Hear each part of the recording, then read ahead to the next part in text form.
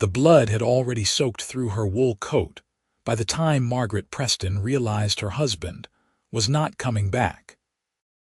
She pressed her trembling hand against the wound in her side, fingers slick with crimson, and watched his figure disappear into the swirling white madness of the blizzard that had descended upon the Wyoming wilderness. They had been traveling from Cheyenne to their new homestead when the storm hit, when the argument escalated, when his fists flew and his knife found flesh, and when he finally decided that abandoning her in the snow was easier than facing what he had done. Margaret collapsed against the twisted trunk of a pine tree, her breath coming in short gasps that turned to frost in the frigid December air of 1878. The snow fell heavier now, covering her dark hair with white, and she wondered if this was how her story would end at 23 years old, frozen and forgotten in the vast emptiness of the Wyoming territory. Her vision blurred as she looked down at her hand still pressed against the wound, watching her life seep between her fingers. She had been such a fool to marry Robert, to believe his promises of a better life out west, to ignore the warnings her mother had given her back in Philadelphia. Now she would die for that foolishness. The cold was beginning to feel almost warm, a dangerous sign she recognized from stories she had heard about people freezing to death. Her eyelids grew heavy. Perhaps it would not be so terrible to simply close her eyes and let the snow bury her. At least then the pain would stop. At least then she would not have to face the shame of what her marriage had become. She had nearly surrendered to that dark temptation when she heard the sound of hooves crunching through snow. Margaret forced her eyes open, expecting to see Robert returning to finish what he had started. Instead, she saw a large bay horse moving through the trees, and atop it sat a man in a heavy coat with a wide-brimmed hat pulled low against the wind. He had not seen her yet, but she tried to call out anyway. Her voice emerged as barely a whisper, lost in the howling wind. The horse stopped suddenly, ears pricked forward, and the rider turned his head in her direction. Margaret tried to raise her hand, to wave, to do anything that might catch his attention, but her strength was nearly gone.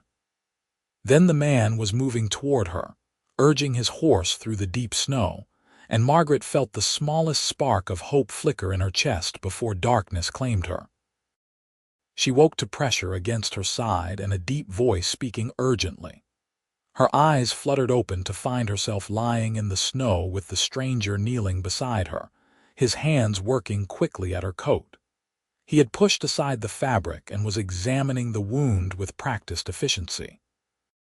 "Stay with me now," he said, his voice steady despite the storm raging around them. "I have got you. You are going to be all right." Margaret tried to speak but managed only a weak sound. The man was already pulling supplies from the saddlebag his horse had carried over. She watched through heavy lids as he produced clean cloth and what looked like a flask of whiskey. His face was partially obscured by his hat and the falling snow, but she could see the determined set of his jaw and the concentration in his blue eyes. "This is going to hurt," he warned her, and then he was pouring whiskey directly into the wound. Margaret gasped and arched against the pain, but his free hand pressed firmly on her shoulder, holding her still. I know, but we need to clean it before I can stop the bleeding properly." He worked with remarkable speed and confidence, packing the wound with clean cloth and wrapping bandages around her middle tightly enough to stem the flow of blood. Margaret felt consciousness slipping away again, but his voice kept pulling her back. "What is your name?" he asked as he secured the bandages. "Stay awake and tell me your name." "Margaret," she managed to whisper. "Margaret Preston." "Well, Margaret Preston, my name is Cole Stockton, and I am going to get you somewhere warm. Can you hold on for me just a little longer?" She tried to nod, but her body would not cooperate. Cole wrapped his heavy coat around her, then lifted her as though she weighed nothing. She felt herself being settled onto his horse, felt his body settle behind her, his arms coming around to hold her secure while he gripped the reins. The warmth of him at her back was the most wonderful thing she had ever felt. "There is a line shack about a mile from here," Cole said, his voice close to her ear. "Used to work this range back before I started my own spread. We can shelter there until the storm passes." Margaret drifted in and out of awareness as the horse carried them through the blinding snow. She was dimly aware of Cole talking to her, asking her questions to keep her conscious, though she could not remember later what he asked or what she answered. Time seemed to stretch and compress strangely. Then they were stopping, and Cole was dismounting and pulling her carefully down into his arms again. The line shack was small and rough, just 4 walls and a roof with a pot-bellied stove in one corner and a narrow cot against the wall. Cole kicked the door shut behind them and carried Margaret to the cot, laying her down gently before immediately moving to start a fire in the stove. Within minutes, warmth began to seep into the small space, though Margaret could not stop shivering. Cole brought his horse inside, something she had never seen done before, but it made sense given the severity of the storm. The animal's body heat would help warm the small space, and it would die if left outside in such conditions. He unsaddled the bay and rubbed it down with efficiency before returning his attention to Margaret. "I need to check your wound again," he said, kneeling beside the cot. His hands were gentle as he carefully unwrapped the bandages he had applied earlier. Margaret watched his face as he examined the wound, saw the relief that crossed his features. "Bleeding has stopped. That is good. It is not as deep as I feared, though you have lost a fair amount of blood. Who did this to you?" The question hung in the air between them. Margaret closed her eyes, shame washing over her. How could she admit that her own husband had stabbed her and left her to die? "What would this stranger think of her, my husband?" she whispered finally, because lying seemed worse than the truth. Cole's hand stilled for just a moment, and when she opened her eyes, she saw fury flash across his face before he controlled it. He said nothing, just continued cleaning and rebandaging her wound with fresh supplies from his saddlebag. When he finished, he pulled a blanket over her and moved to stoke the fire. "You should try to rest," he said quietly. "We will be stuck here until the storm passes, which could be a day or more given how it is coming down out there. Are you hungry?" Margaret realized she was starving, though the thought of food also made her feel vaguely nauseous. Cole seemed to understand without her speaking. He produced some dried meat and hardtack from his supplies, along with a canteen of water. He helped her sit up enough to eat and drink slowly, supporting her with surprising tenderness. "Thank you," Margaret said when she had managed a little food. "You saved my life." Cole shook his head. "Any decent person would have done the same. Where were you headed before?" He trailed off, apparently unsure how to finish that question. "We were traveling to a homestead north of Cheyenne. My husband claimed land there. He said we would build a life together." Her voice broke on the last words. "I should have known better. He showed his true nature more than once during our marriage, but I kept hoping he would change. I kept making excuses for him." "What he did is not your fault," Cole said firmly. "A man who would hurt a woman, let alone his wife, and then leave her to die is no man at all. You deserve better than that." Tears slipped down Margaret's cheeks, though she tried to hold them back. It had been so long since anyone had spoken to her with such kindness. Cole reached out and gently wiped the tears away with his thumb, and the simple gesture of compassion broke something loose inside her. She wept then, great shaking sobs that made her wound ache but which she could not contain. Cole simply sat beside her and let her cry, occasionally murmuring words of comfort. When her tears finally subsided, Margaret felt oddly cleansed, as though she had purged something toxic from her system. She looked at Cole properly for the first time, taking in his weathered face that she guessed was somewhere around 30 years old, his blue eyes that held both strength and gentleness, his calloused hands that had worked so efficiently to save her life. "Tell me about yourself," she said quietly. "If we are going to be trapped here together, I should know something about the man who rescued me." Cole settled more comfortably on the floor near the cot, his back against the wall. "Not much to tell, really. I have been working cattle most of my life. Came out to Wyoming territory about 8 years ago from Texas. Worked as a ranch hand for the first few years, saved my money, and finally managed to buy my own small spread about 50 miles south of here. I have got a modest herd, a decent cabin, and a hired hand named Jim who is probably worried sick about where I am right now." "Why were you out in this storm?" Margaret asked. "One of my breeding bulls wandered off during the early part of the storm. I went looking for the damned fool animal and got turned around myself. Lucky for both of us that I did, I suppose." He paused. "Though finding you hardly feels like luck given what you have been through."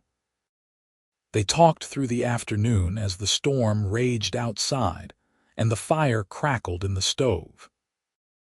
Margaret found herself telling Cole about her life in Philadelphia, about her father's death that had left her mother and her in reduced circumstances, about marrying Robert out of desperation rather than love, about the journey west that had started with such hope and ended with her bleeding in the snow. Cole listened without judgment, his presence steady and calming. In turn, he told her about growing up in Texas, about losing his parents to fever when he was 16, about the hard years learning the cattle trade, about his dreams for his ranch. He spoke with quiet passion about the land, about building something lasting, about the freedom and challenge of life in the Wyoming territory. Margaret found herself drawn to his stories, to his earnest dedication to his work, to the fundamental decency that seemed to radiate from him. As evening fell and Cole lit a lantern, he insisted on checking her wound again. The bleeding had not restarted, and though the injury was painful, Margaret felt stronger than she had that morning. Cole prepared a simple meal of beans and bacon cooked over the fire in the stove, and they ate together in comfortable silence. "You should sleep," Cole said when they had finished eating. "Your body needs rest to heal. Where will you sleep?" Margaret asked, looking around the small shack that contained only one cot. "Floor is fine for me. I have slept in worse places." He pulled a bedroll from his supplies and arranged it near the stove. "Besides, you are the one who was stabbed and left to freeze. You need the cot more than I do." Margaret wanted to argue, but exhaustion was pulling at her. She settled back on the cot, pulling the blankets around her, and watched as Cole banked the fire and checked on his horse one more time before stretching out on his bedroll. The storm continued to howl outside, but inside the small shack, Margaret felt safer than she had in months. She woke several times during the night, once to find Cole adding wood to the fire, once to the sound of the wind rattling the walls of the shack. Each time, knowing he was there, watching over her, allowed her to drift back to sleep. When morning finally came, the storm was still raging, snow piling high against the walls of the shack. Cole helped Margaret sit up and carefully changed her bandages again. The wound looked better. No signs of infection beginning, and the pain had dulled to a persistent ache rather than the sharp agony of the day before. He made coffee and prepared breakfast, moving around the small space with easy competence. "Storm does not look like it will let up any time soon," Cole said, peering out through the one small window. "We might be here another day or two."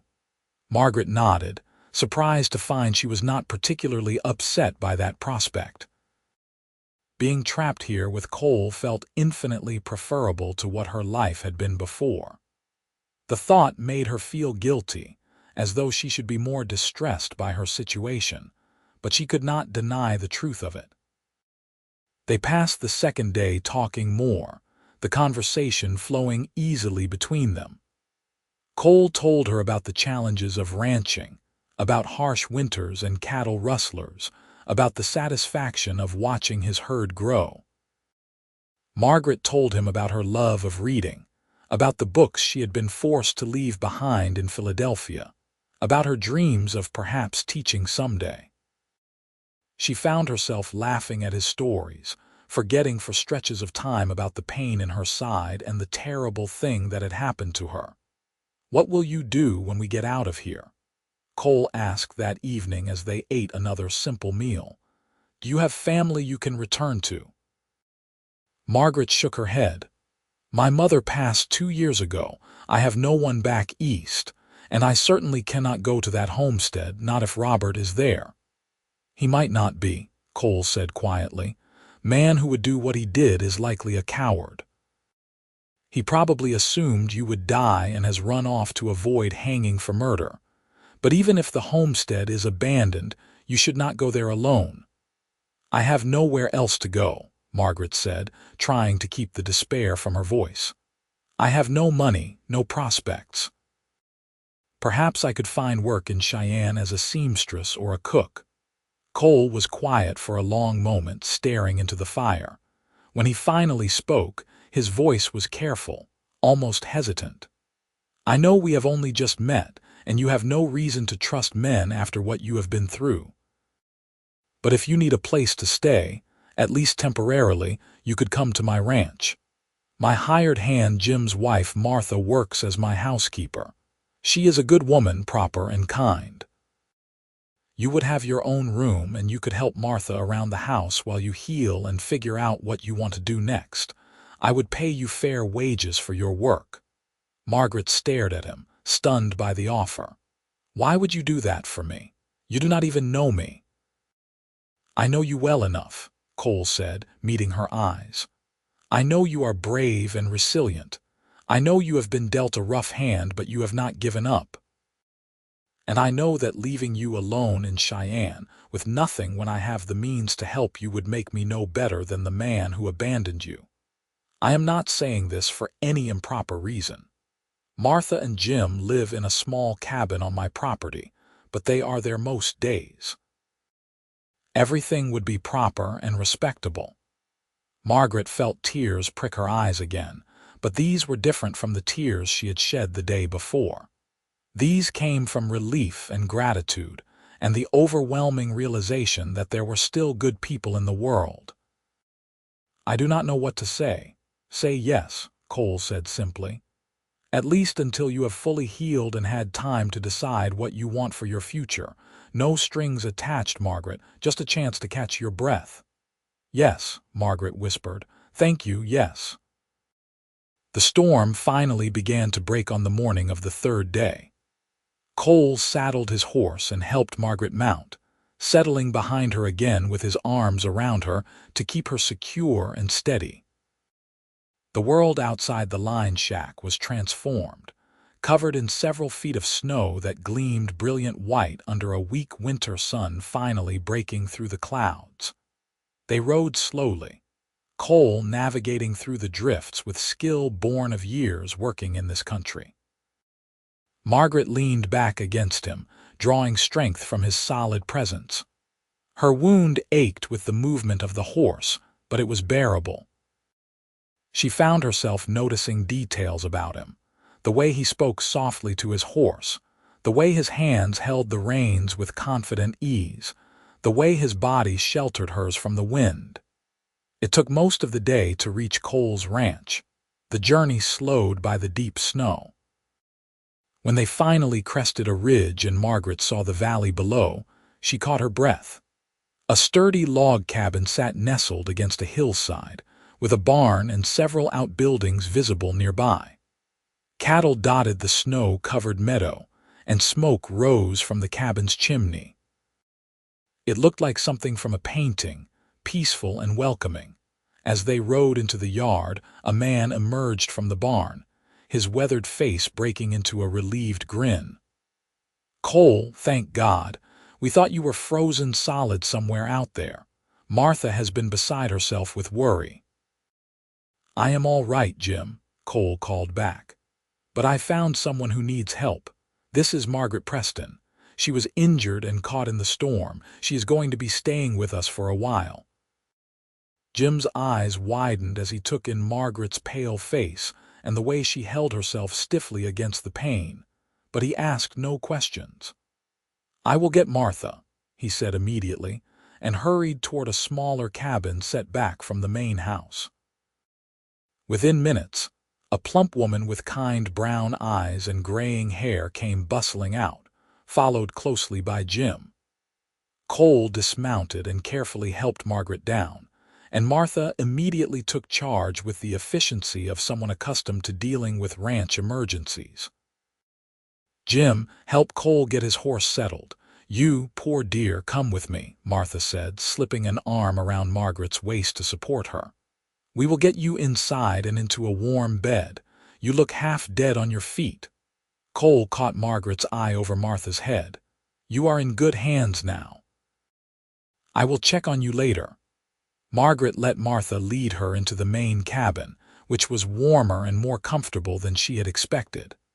The main room held a large fireplace, a well-built table with chairs, and shelves lined with books. Martha guided her down a short hallway to a bedroom that was simply furnished but clean and cozy. "Let me help you out of those clothes and into bed," Martha said, already moving to assist. "Then you can tell me what happened if you feel up to it." Cole sent Jim ahead with a brief explanation that you were hurt, but that is all we know. As Martha helped her change into a borrowed nightgown and examined her wound with gentle hands, Margaret found herself telling the whole story again. Martha's face grew increasingly angry as she listened, but her touch remained tender as she applied fresh bandages. "That monster," Martha muttered when Margaret finished, "leaving you to die like that. Well, you are safe here now, dear. Cole is the finest man I have ever known, present company of my Jim excluded. If he has offered you his protection and a place to stay, you need not worry about anything. Now you rest, and I will bring you some proper food. You need to rebuild your strength." Over the following weeks, Margaret slowly healed under Martha's capable care. The wound closed cleanly, leaving a scar that would always remind her of that terrible day, but which no longer caused her significant pain. She began helping Martha with household tasks as soon as she was able, grateful for the opportunity to feel useful and to earn her keep. Cole was unfailingly kind and respectful, but Margaret noticed he seemed to find reasons to be around the cabin more than perhaps was strictly necessary for a rancher in the middle of winter. He would come in from working in the cold, stamping snow from his boots, and linger over coffee while Margaret and Martha prepared meals. He brought Margaret books from his shelves, discovering she shared his love of reading. They would sit by the fire in the evenings, sometimes reading silently, sometimes discussing the books they had read. Martha noticed, of course. "He cares for you," she said to Margaret one morning while they kneaded bread dough together. "I have known Cole for 6 years, and I have never seen him look at a woman the way he looks at you." Margaret felt her cheeks flush. "We are just friends. He has been very kind to me, nothing more." "Nothing more yet," Martha said with a knowing smile, "but I see the way you look at him too, dear. It is all right to let yourself feel something for him. Not all men are like your husband." Margaret kneaded the dough more vigorously, trying to work out the confusion of emotions inside her. She could not deny that her feelings for Cole had grown beyond simple gratitude. She found herself watching for him, listening for the sound of his footsteps, treasuring the conversations they shared. But the thought of trusting another man, of opening her heart again after what Robert had done, terrified her. The situation came to a head one evening in late January. Margaret was sitting by the fire reading when Cole came in from checking on the cattle. He poured himself coffee and settled into the chair across from her, but instead of picking up his own book, he simply watched her. "Something on your mind?" Margaret asked, setting her book aside. Cole was quiet for a moment, seeming to gather his thoughts. "I have been thinking," he said finally. "You have been here almost a month now and you seem to be healing well.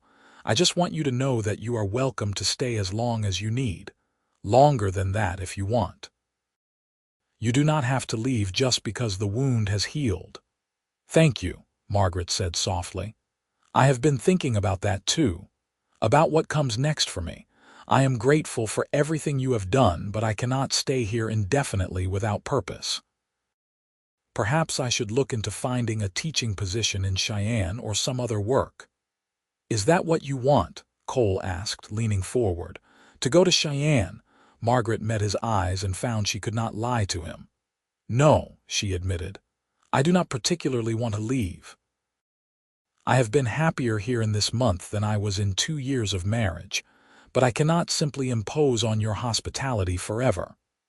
"It would not be imposing," Cole said, his voice rough with emotion. "Margaret, I need to be honest with you.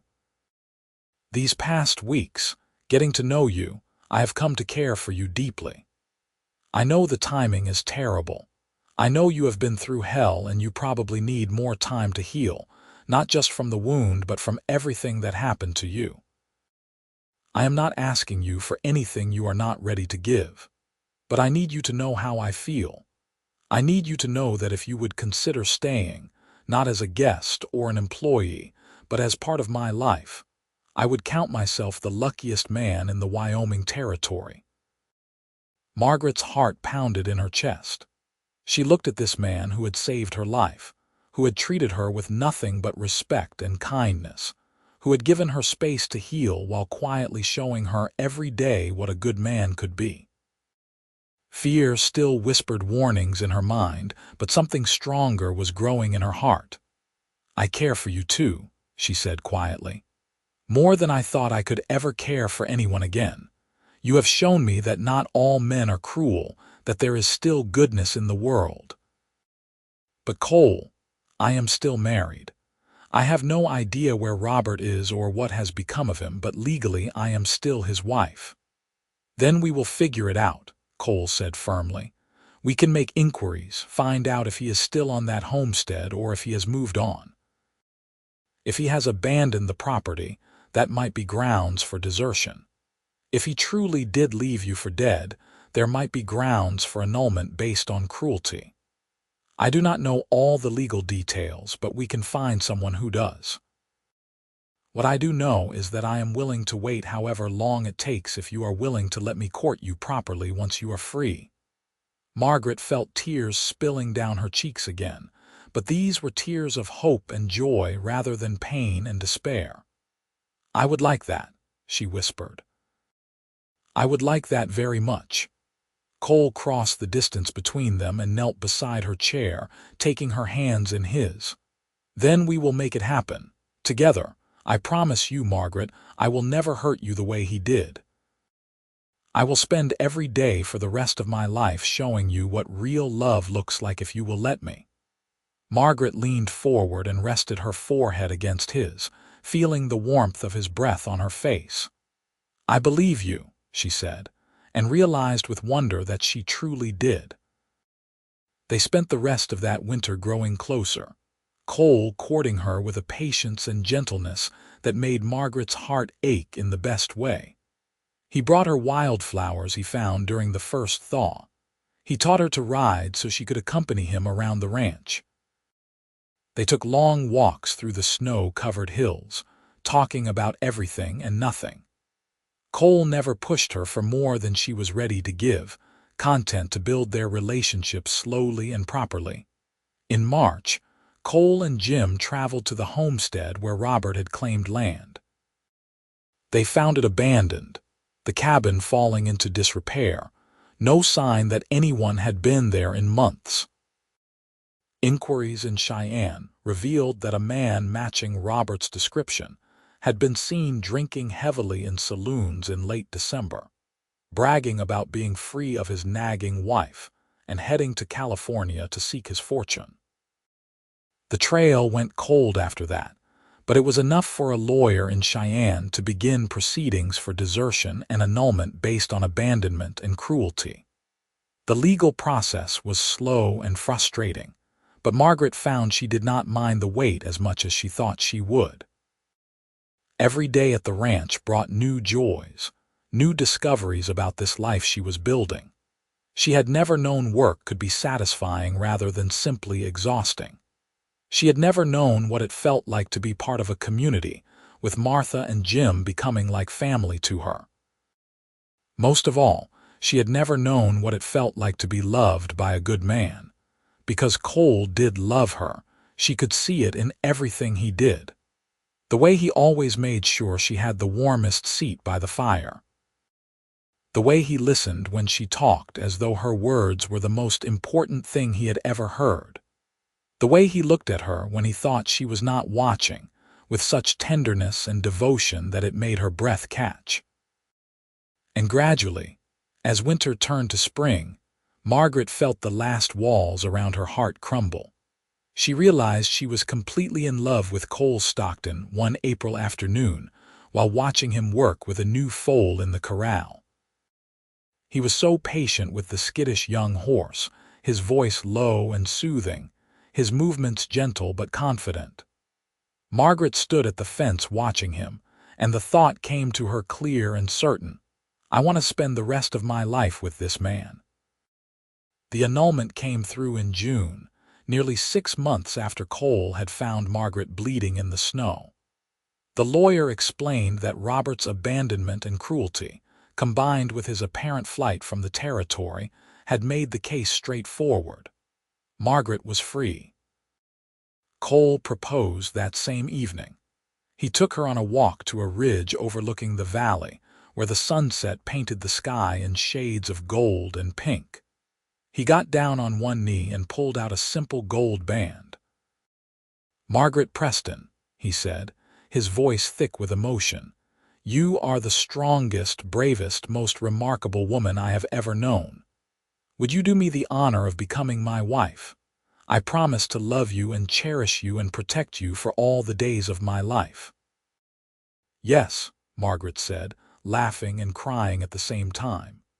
"Yes, 1,000 times yes."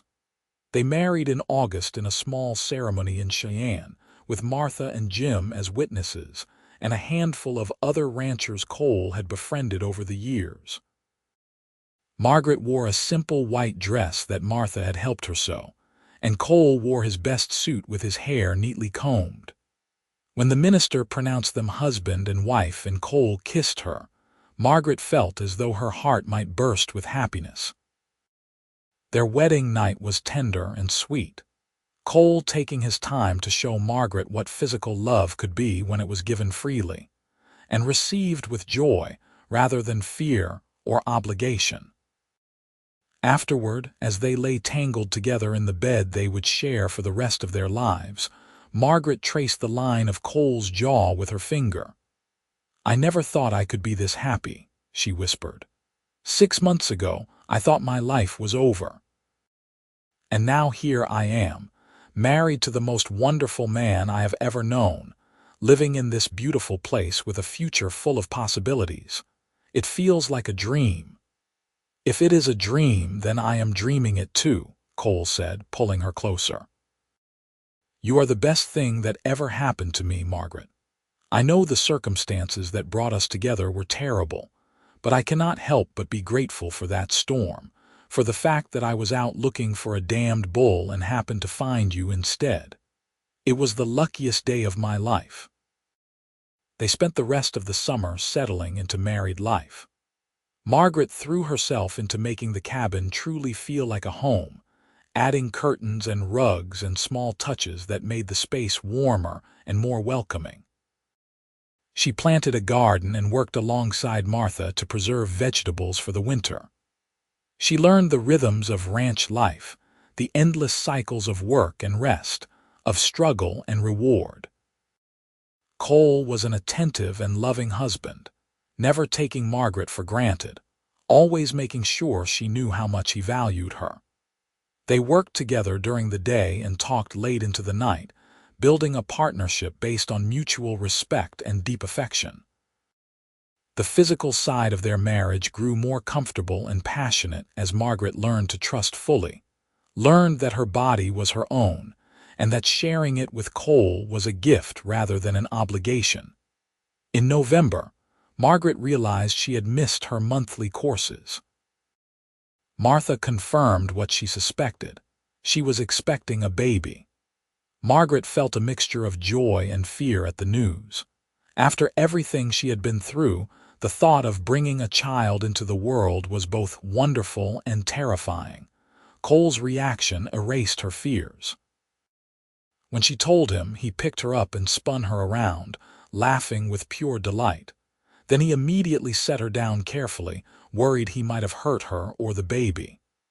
"We are going to be parents," he kept saying, as though he could not quite believe it. "We are going to have a family." The pregnancy was not easy.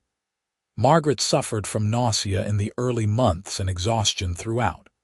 Cole was endlessly patient, taking on extra work around the house, making sure she rested, worrying over her like a mother hen.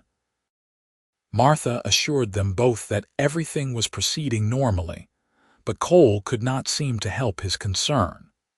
Their son was born in July of 1880, arriving after a long and difficult labor that left both Margaret and Cole exhausted. But when Martha placed the squalling infant in Margaret's arms, every moment of pain vanished. He was perfect, with dark hair like Margaret and blue eyes like Cole. They named him Thomas, after Cole's father.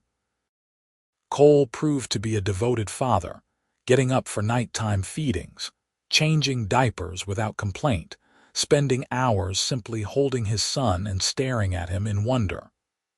Margaret watched her husband with their baby and fell even more deeply in love with him, if such a thing was possible.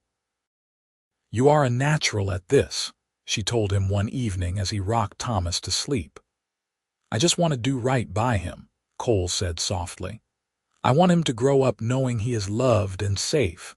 I want him to grow up seeing how a man should treat his wife, how a father should be. I want to be everything my father was to me and everything your father was to you." Margaret crossed the room and kissed him gently. "You already are." Life on the ranch continued, the seasons turning, the years passing. Thomas grew from an infant to a toddler to a small boy, bright and curious and adventurous. Margaret and Cole had two more children, a daughter named Elizabeth in 1882 and another son named Daniel in 1884. The cabin rang with the sound of children's laughter, of little feet running across wooden floors, of bedtime stories and songs.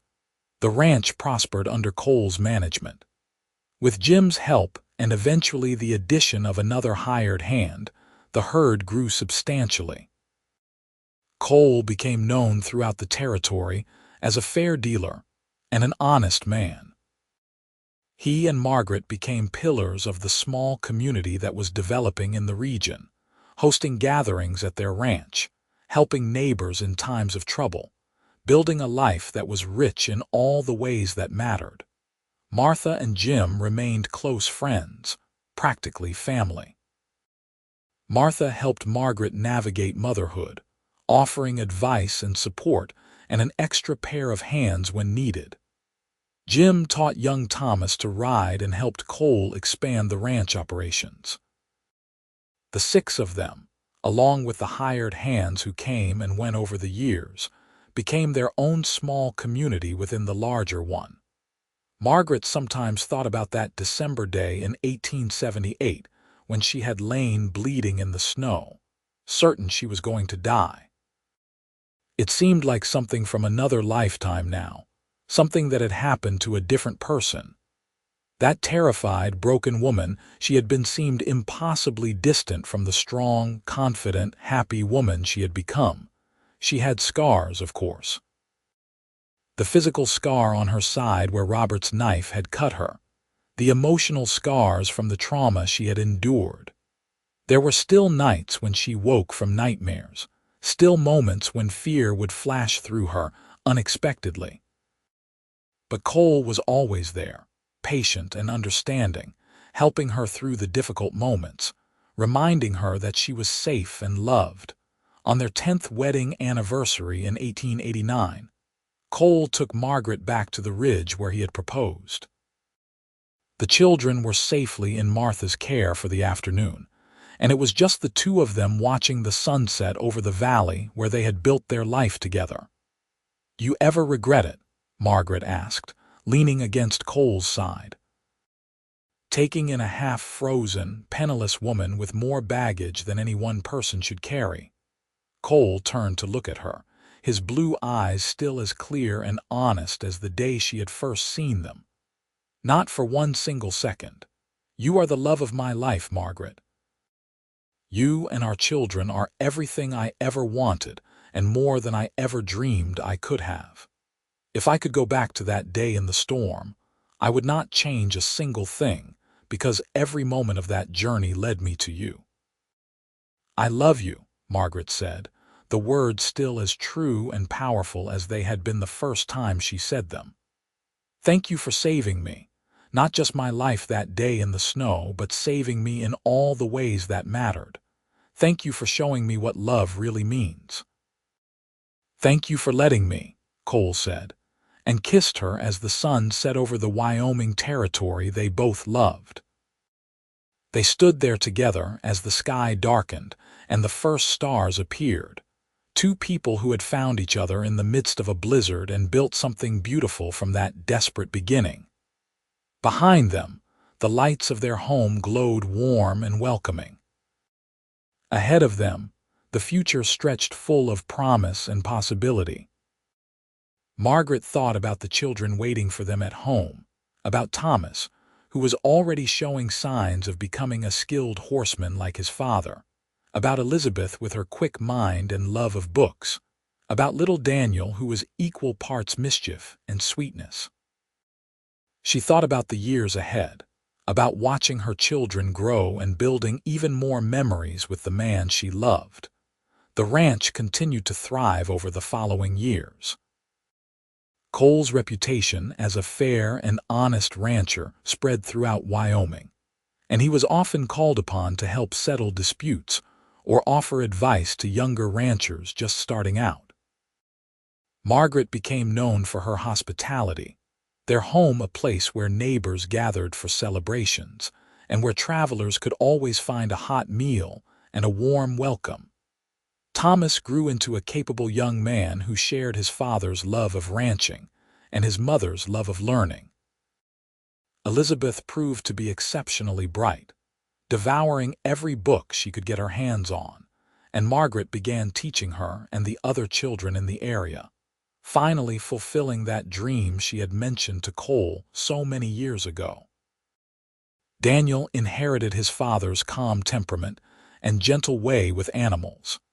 As the children grew older and more independent, Margaret found herself reflecting more on the journey that had brought her to this life. She began writing down her story, not for publication but for her children and grandchildren, so they would understand where they came from and what she and Cole had overcome to build this family. Cole found her at her writing desk one afternoon, pages covered in her neat handwriting. He read over her shoulder, his hand coming to rest on her shoulder. "Are you all right?" he asked gently. "I know revisiting those memories cannot be easy." "I am more than all right," Margaret assured him, covering his hand with hers. "Writing it down helps me see how far we have come. That scared, hurt woman in the snow became the person I am today because you gave me the chance, because you loved me when I could not love myself. I want our children to know that story, to understand that even when things seem darkest, there is always hope. That sometimes the worst moments of our lives lead us to the best things we could never have imagined."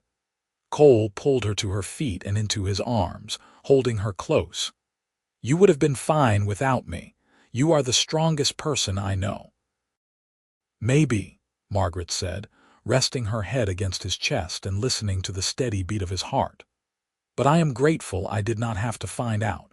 I am grateful for every single day I have spent as your wife."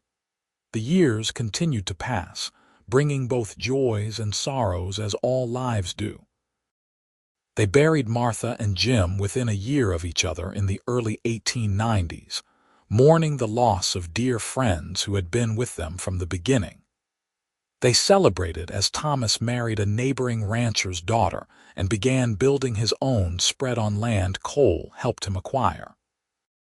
They supported Elizabeth when she decided to attend teacher training college in Cheyenne, the first in their family to pursue formal education beyond the basics.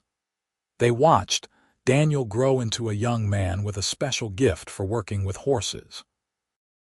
In 1896, Margaret received news that changed something in her she had not even realized still needed closure. A lawyer in California contacted her to inform her that Robert Preston had died in a barroom brawl in Sacramento. The news should have meant nothing, Margaret thought. She had not been his wife in any real sense for 18 years. He had been nothing but a footnote in her life, a brief dark chapter before her real story began. But when she told Cole about the letter, she found herself crying, and she was not entirely sure why. Cole held her while she wept, asking no questions, simply offering comfort until she could put words to the complicated emotions. "I think I am crying for the girl I was," Margaret finally said. "The one who was so desperate for security that she married a monster. The one who thought she deserved what he did to her.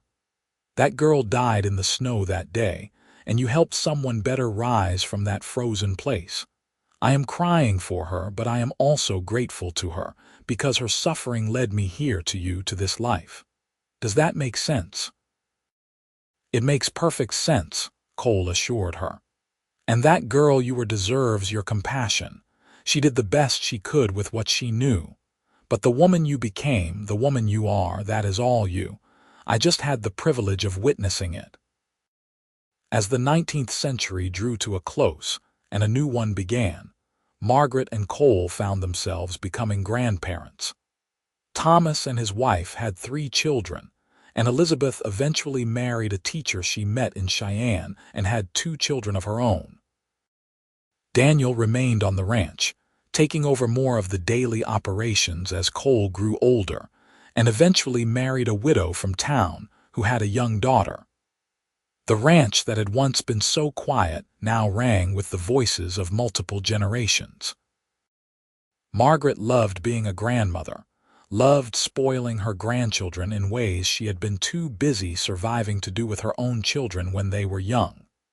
She told them stories of the old days, taught them to read, baked cookies and pies that filled the house with wonderful smells.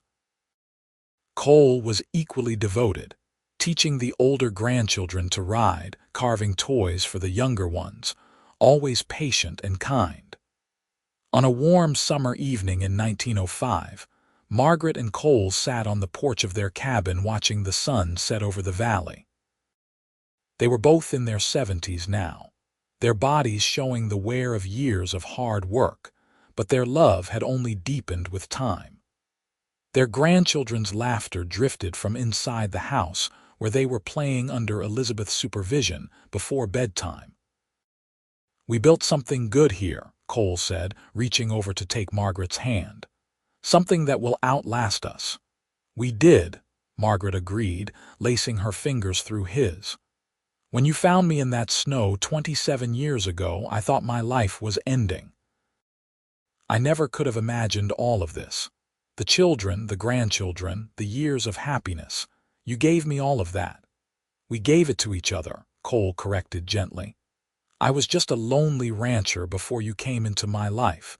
You made this house a home. You made me a husband and a father. You made everything better just by being part of it." They sat in comfortable silence for a while, hands clasped, watching the sky turn from gold to pink to purple as the sun sank below the horizon. Inside the house, Someone started playing the piano, a tune Margaret had taught one of the grandchildren. The music drifted out into the warm evening air, mixing with the sound of the wind in the grass and the distant lowing of cattle. "I want you to know," Margaret said quietly, "that if I could live my life over again, knowing everything that would happen, I would not change a single thing. Not even the hard parts, not even that terrible day with Robert, because it led me here to you, to this family, to this life. Every scar was worth it to get to this moment." Cole raised her hand to his lips and kissed it gently. "I feel the same way, though I would still like to get my hands on Robert Preston for what he did to you." Margaret laughed softly. "That man has been dead for almost 10 years and you are still holding grudges." "Some things a man does not forgive," Cole said, but he was smiling. "He hurt you. That is unforgivable in my book." "He also led me to you eventually," Margaret pointed out. "So perhaps I can forgive him after all, though I will never forget. The scars remind me of how precious this all is, how easily it could have been lost." They stayed on the porch until full darkness fell, and the stars emerged in brilliant profusion across the Wyoming sky. Inside, Elizabeth was getting the grandchildren ready for bed, her voice carrying through the open windows as she read them a story. It was a scene of such domestic peace and happiness that Margaret felt her heart swell with gratitude. Cole and Margaret lived several more good years together, watching their family continue to grow and thrive. They celebrated their 50th wedding anniversary in 1929 with a gathering that brought together children, grandchildren, and even a few great-grandchildren. The ranch that Cole had built and that Margaret had helped nurture had become a legacy, a place that would continue to shelter and sustain their family for generations to come. When Cole passed away peacefully in his sleep in 1931 at the age of 83, Margaret grieved deeply but found comfort in the family they had built together and the memories of their 53 years of marriage. She lived 3 more years, surrounded by the love of her children and grandchildren, before joining Cole in the small cemetery on the hill overlooking the ranch they had loved. Their children made sure their graves were side by side, the headstones simple but engraved with words that captured their story. Cole Stockton, beloved husband, father, grandfather. He saved more than a life in the snow that day. Margaret Stockton, beloved wife, mother, grandmother. She turned a rescue into a lifetime of love. The ranch remained in the family, passed down through the generations, each one adding their own chapter to the story that had begun when a cowboy found a woman bleeding in a blizzard and chose to stop and help. The cabin where Cole and Margaret had built their life together was preserved, filled with the books they had loved and the memories they had made.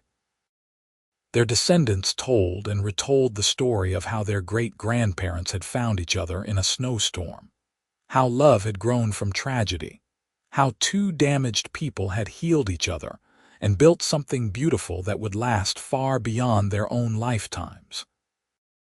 And on winter nights when the snow fell heavy in Wyoming, when storms raged across the plains, the family would gather in that same cabin by the same fireplace where Cole and Margaret had spent so many evenings together. They would remember that sometimes the worst moments of our lives lead us to the best things we could never have imagined, that there is always hope even in the darkest times, and that true love, once found, can heal even the deepest wounds and create a legacy that spans generations. The story of Cole and Margaret became a family legend, proof that sometimes fate intervenes in the form of a cowboy on a bay horse riding through a blizzard at exactly the right moment to save not just a life, but to set in motion a love story that would echo through time. It reminded each generation that kindness matters, that choosing to stop and help a stranger can change everything, and that love built on respect, patience, and genuine partnership can weather any storm and create something truly extraordinary.